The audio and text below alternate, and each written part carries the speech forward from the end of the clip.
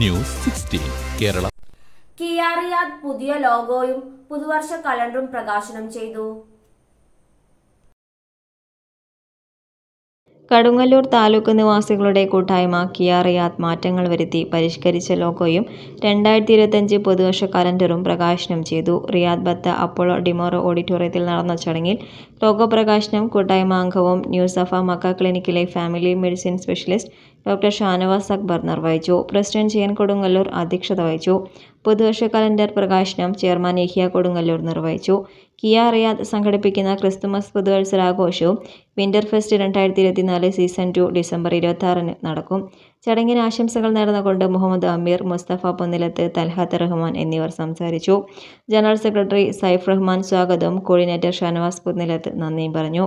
പരിപാടികൾക്ക് ഷുക്കൂർ, ജാവേദ്, ആഷിഫ്, സിയാമുദ്ദീൻ എന്നിവർ പരിപാടികൾക്ക് നേതൃത്വം കൊടുത്തു. Report Majid KP 16 news 16 Riyadh. പക്ഷമില്ല, വിവേചനമില്ല. നേരിനൊപ്പം, നാടിനൊപ്പം, നാട്ടുകാർക്കൊപ്പം. News 16 Kerala channel.